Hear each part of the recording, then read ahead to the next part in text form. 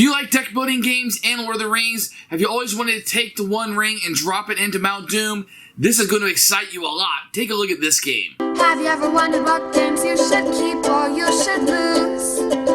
Find out here at Purge Reviews. Cryptozoic has released this game over and over and over again. It's built off the DC Universe deck building game. What you're going to have here is that system with Lord of the Rings put on it. Now, there's 5 games in this system. There's 3 for Lord of the Rings and 2 for The Hobbit. This is going to be Return of the King. It's going to be the last one. Each one is a basic deck builder. You're going to start out with 10 cards. Very weak. There's going to be cards in the center that you can buy. Everybody's going to have a unique character that will have a different unique power. All the games are a little bit the same.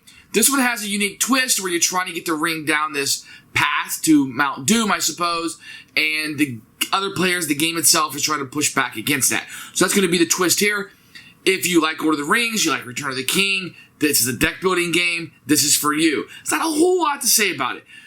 Thematically, you're picking up things, it works okay, but this isn't something you're going to have for like deep theme immersion.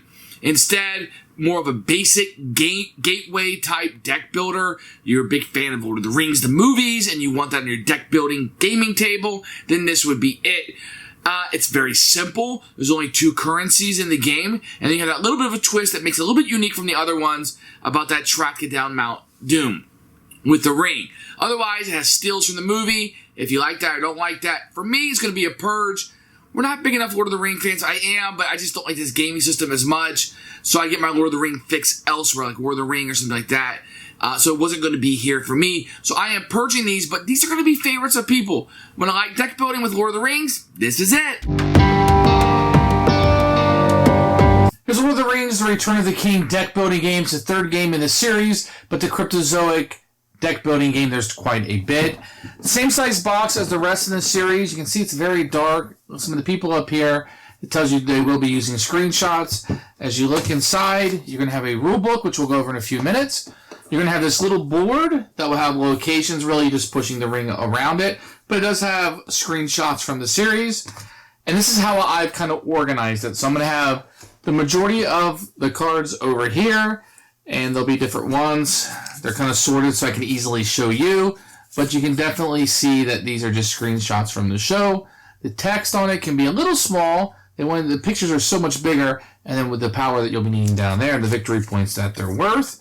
So those will be in there. This is the Impossible deck, which I'll show you in a little bit, but I'll put spoilers before I do, so you will have that set aside.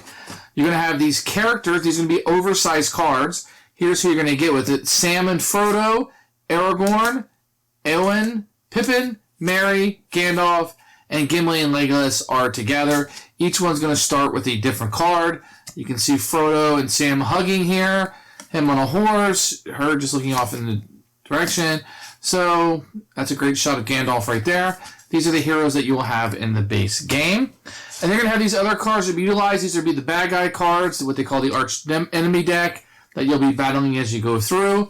The Eye of Sauron will always be the final card that you battle. So it's pretty good. You can see it's much bigger than it needs to be. It does attempt to have it where you can kind of organize it.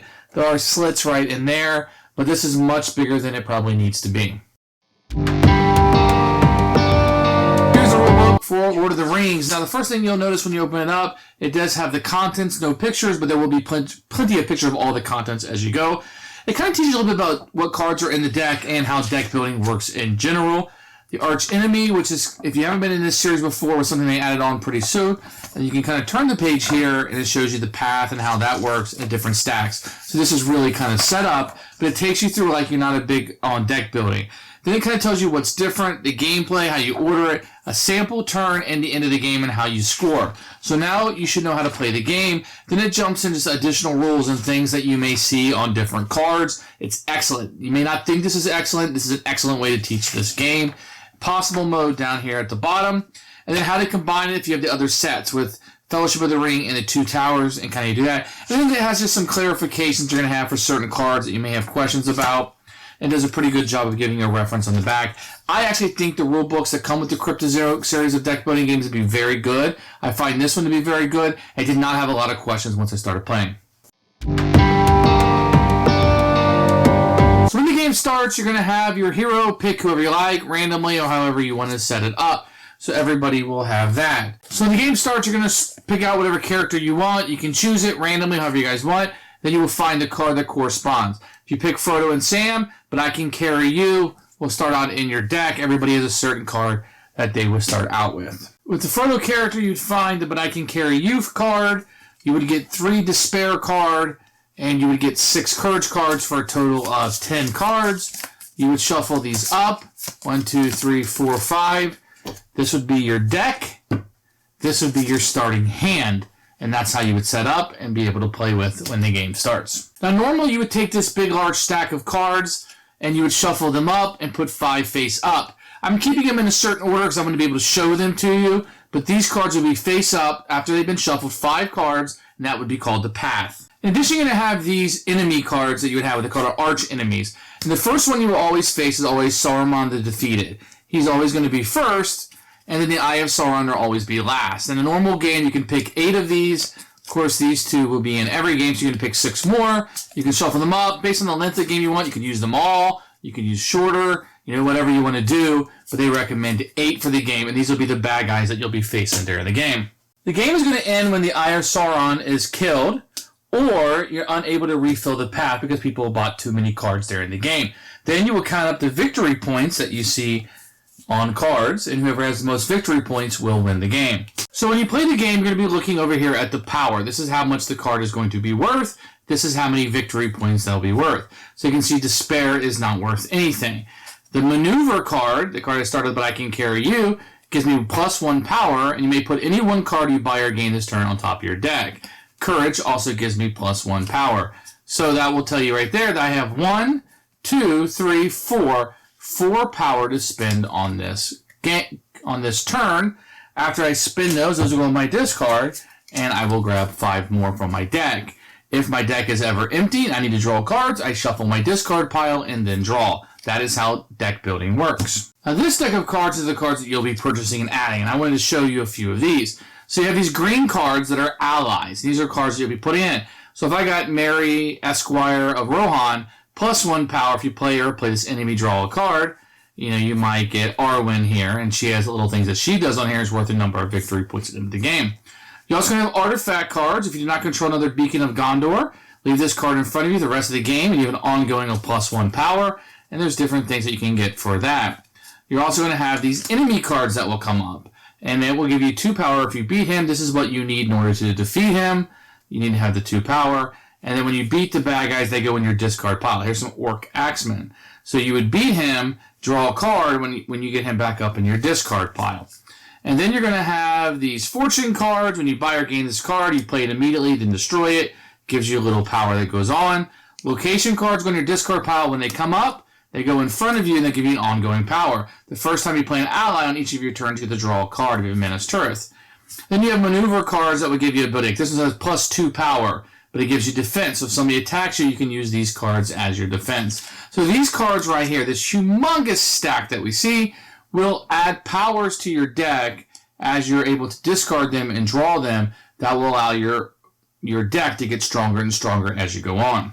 Once again, what we're trying to do is defeat a number of these arch enemies. So this one, he says he has an 8 in order to beat him. He's worth 4 victory points. They put a card from your discard pile into your hand. If you choose not to, you get 3 power. So defeating these guys, and these guys have, up to 25 as the Eye of Sauron, you get very, very powerful. So you need to really build up your deck in order to defeat these guys. Now there is this board that's added to the game. You have this little cardboard ring that starts here, and you'll be moving this. And certain things, when you beat an arch enemy, you'll move it up a space, and you might be moving this as you go. And what you're trying to do is get over here to the Crack of Doom and drop it in. And if you're able to, then you would get the 5 victory points that's listed on it. Destroy cards. Any cards that destroy are added to this, and certain things may play off of what destroyed cards are here. So that will allow you to do. But anytime you beat an arch nemesis or an arch enemy, it will start to move up. And once it's in here, then that person would score the 5 victory points, and the use of this board would be over. I'm not going to show you too much of this, because it's the impossible deck, and although there's no spoilers, the game does recommend that if you want the hardest possible to go into this without looking. But this is going to give you updated enemies, as you can see, that are a little bit stronger than normal, and it'll be a little bit harder to defeat. So once you get through the base game a couple times and you want a bigger challenge, then they would recommend using this impossible set of cards that would come with it. So that's Return to the King. It plays as a straight deck building. with this ring kind of moving up. Otherwise, it's a straight deck builder to try to beat those arch enemies. And once you beat them, you score it, see who has the most victory points. Whoever has the most victory points wins the game. Who should buy this game? So this, look, this is going to be, you want a light deck builder, and you like Lord of the Rings, in particular, Return of the King. If you like Return of the King and you want a game just based on that, this will be it. This is what you're going to get. You're going to get this deck building game. It's very generic. This thing has been used with other themes. And if you like this system, I usually tell people find the IP or the theme that you like the best and buy that one and collect around it. This one has 5 games kind of attached to it, with the 3 from Lord of the Rings and the 2 from The Hobbit. Your mileage may vary, but if you like Return of the King, this is the only deck building game for you.